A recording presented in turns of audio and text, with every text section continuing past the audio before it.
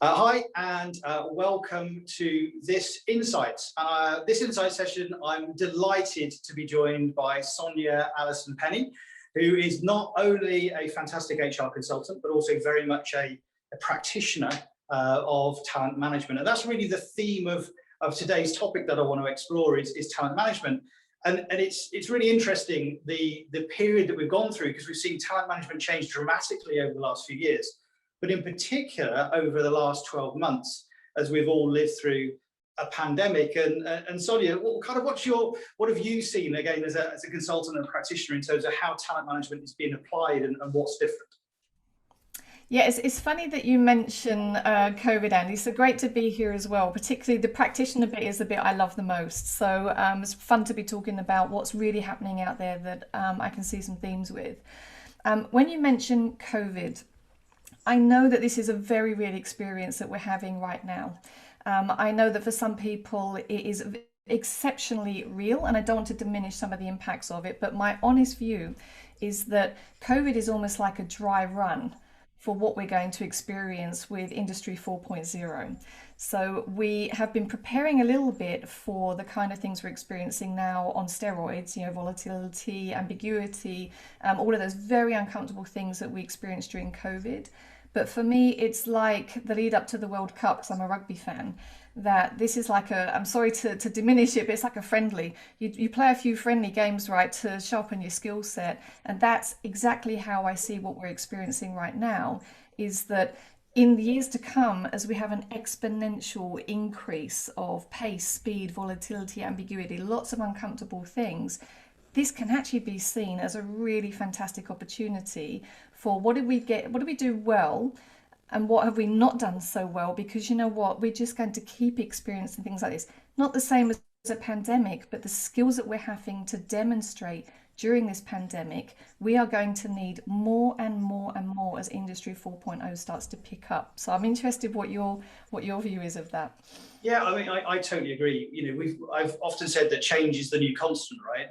Organizations are going to have to change, but the workforce is going to have to change as well, and it's got to have that foresight and agility when it comes to the change, to be able to pivot very quickly in different directions. And as you said, COVID and the pandemic has forced organizations in many respects to really accelerate some of that work and figure it out, such as digitizing the workforce or changing a different strategy in a different direction, and how does that impact the people. And we've seen organizations thrive through that, and we've also seen organizations really struggle through that. And to me, a lot of that is obviously about the leadership, and how the leadership is prepared for it and has the right skills for it. And again, when it comes to the leadership layer, what's happening there?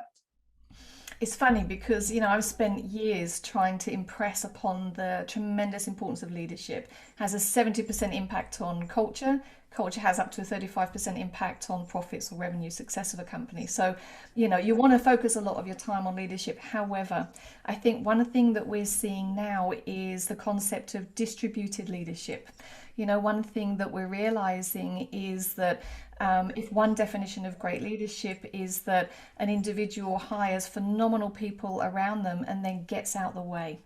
Their job is actually to remove hurdles from very smart people already. So command and control, if it wasn't already a dying breed before, it certainly isn't a pandemic era. So you can't get your secretary to print off your emails anymore. You have got to pivot. You have got to figure out how to use technology. And so it must have been a horrendous period of time for a whole stack of leaders who just weren't equipped to deal with this degree of digital change. But the savvy ones who were already preparing for Industry 4.0 and digital, the ones that had invested in technology, the ones that had upskilled in terms of employee learning having to speed up, skill sets having to change, creating that more, dreaded word agile that everybody's tired of now. But the reality is that it's really, really important. And you use the word pivot. And I know that could also be seen as another buzzword, but it's reality. And I'd like to share with you later a couple of examples of where I've seen leaders really succeed and unfortunately really on the path to quite significant failure. We know there are winners and losers in this period of time, But the one thing I'd end this particular piece on is that leadership is shown when you're under pressure. It's not shown when the going's good, right? So easy growth allowed us during that period of time to not necessarily sharpen some of the skills that have become absolutely crucial during the pandemic and will continue to be crucial as we're put under more and more pressure with digital and Industry 4.0. Yeah, I think that's totally true. And certainly for myself, I mean, from a leader's perspective, this has probably been one of the hardest periods ever to drive an organization, drive a function, and support people, because you're right, it's very different. It's very different on the end of a call like this versus being in a room with individuals. And also we've been hit by lots of other really important topics around diversity within the workforce. How do you cope with different people working in a remote sense? It really has meant leaders have had to adapt to that. And I can see how some leaders, from the outside could be seen as being successful because the business results are probably still okay. But from the inside are actually really struggling to adapt to this new way and make decisions in this remote world in a humane way, which lots of talk about humane leadership at the moment as well. So I'd love to hear the examples.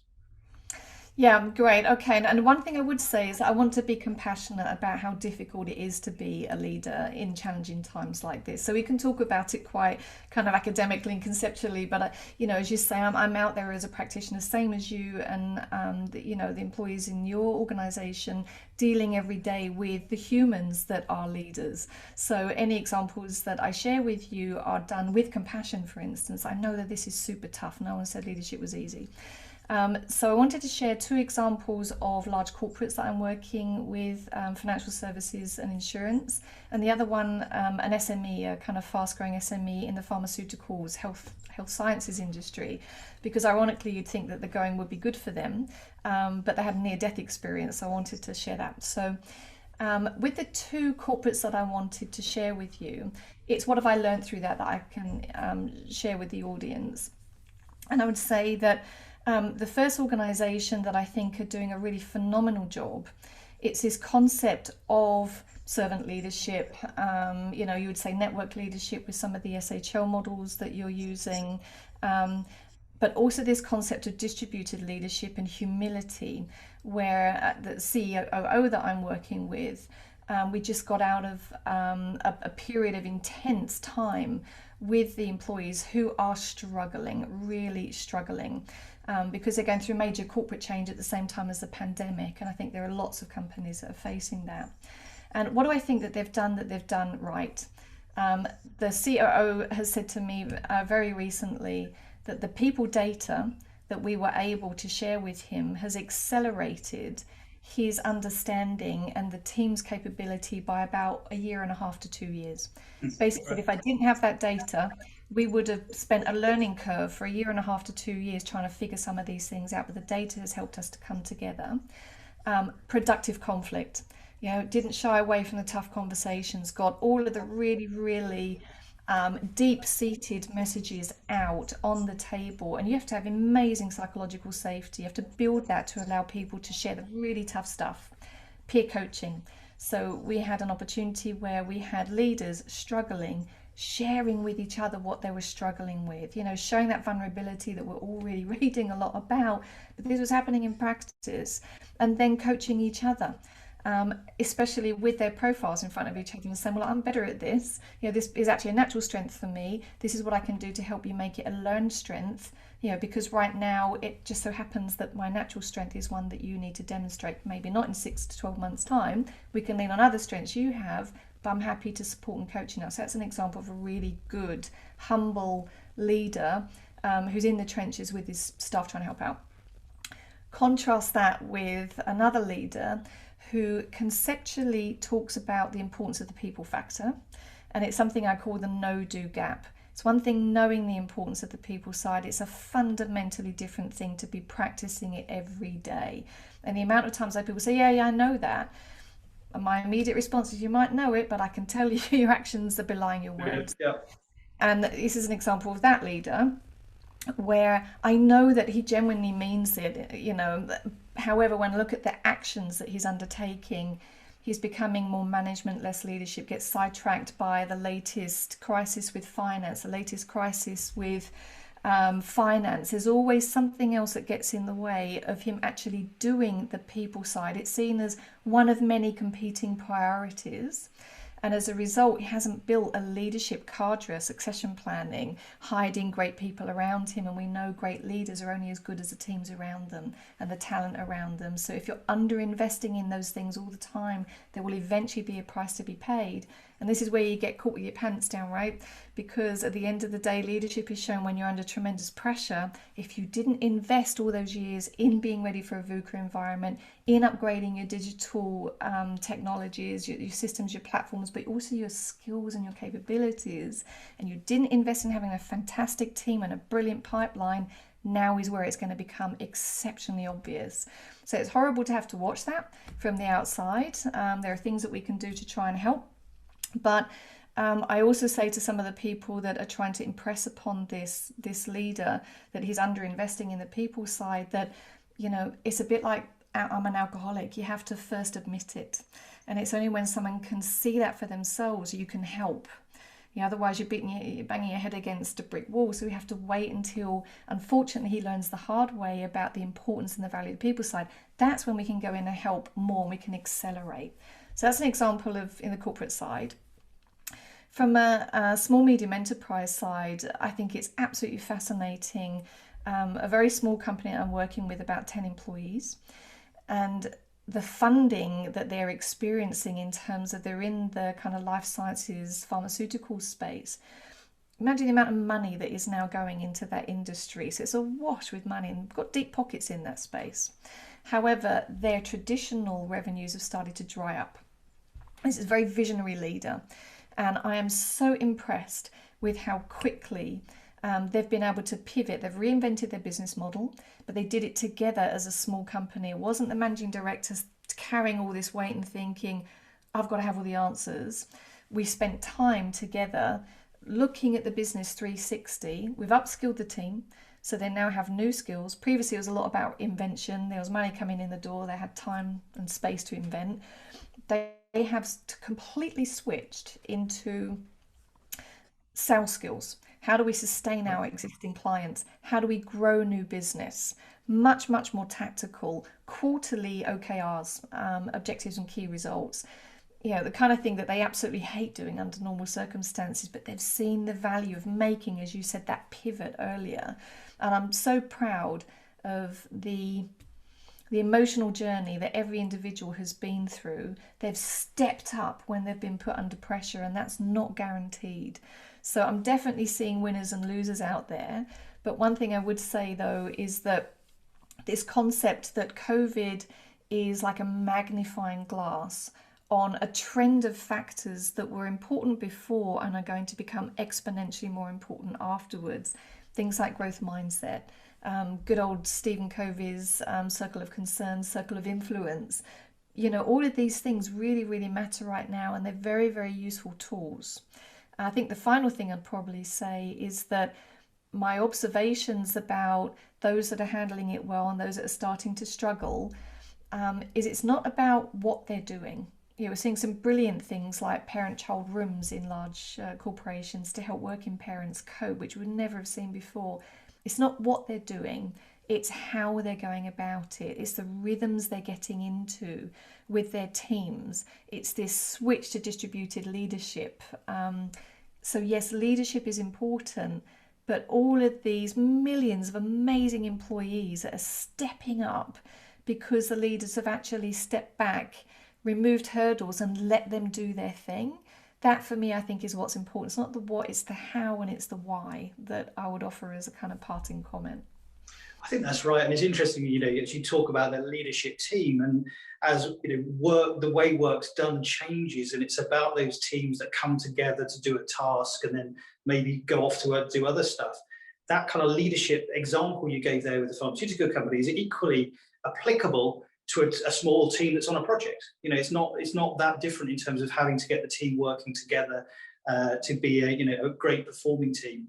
And the other thing that's interesting that you said really was about data, and how data can accelerate, and that data on people, or what we call people insight, can really accelerate those decisions within an organization. And certainly something I'm passionate about is using that data in a way to be able to drive better decisions and ultimately better outcomes, is the way that, most leading organizations are starting to think about. And that data, having that scientific insights that goes along some of the other data points as well. Yeah, I mean, I must admit that having switched to remote working about a year before COVID came along, I'm in the luxurious position at the moment that I can almost pick and choose who I get to work with. And one thing I'm noticing is that I've got less patience to try and convince somebody about the importance of using data. I'll shift towards positive energy. If I've got a C-level executive who's saying, oh, I love, 360s, or, tell me more about how I can deploy personality assessments and motivation theory and science to help me inform my business decisions. Where am I going to spend my time?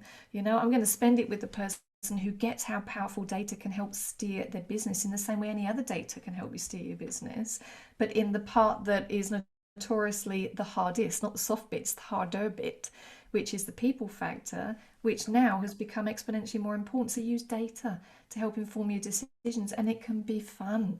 It doesn't have to be dry. It can be super fun if you facilitate it in the right way, to use data to help people come together, to understand each other more. And of course, very, very rewarding when people say this has accelerated my business, by an exponential amount. Yeah, exactly. Fundamentally, it's about the people. It's the people that drive the business. So I guess a final question. When you look forward, we've come out of a crisis, a pandemic. Things are changing. When you look forward from leadership teams, people, talent management, is it exciting or is it daunting? oh, it's always exciting. I've never ever been bored in this space. It reminds me of a presentation I gave to a room full of COOs. And one of them was trying to be a little bit smart, and they were saying, oh, Sonia, I think, we're about to go into an economic downturn, so we don't want to talk about hiring, we want to talk about outplacement. And I said, I'm sorry to have to say, but I believe you're wrong. And this is why. Because the recruitment function, the people function, is busy whatever stage of the economic life cycle we're at. Because you imagine you're a super talented person that's just been put out of a job. Because we're in an economic downturn. You apply to a company with a brand name like the one that I'm working for, and you don't get a response. You don't even get an acknowledgement. Then that's not only going to impact the view that you're going to have of that company as an employer, it's going to impact your view of them as a client. And so if we don't treat people with respect at every stage of the life cycle, so I'm not busier when it's an economic high or an economic low, I'm busy all the time if you really care about the people experience, because people are your clients as well as your employees, so treat them well at all points in time. Totally. As ever, Sonia, I could talk for hours with you on this stuff. I really appreciate the time. Some fantastic insight. Thank you very much.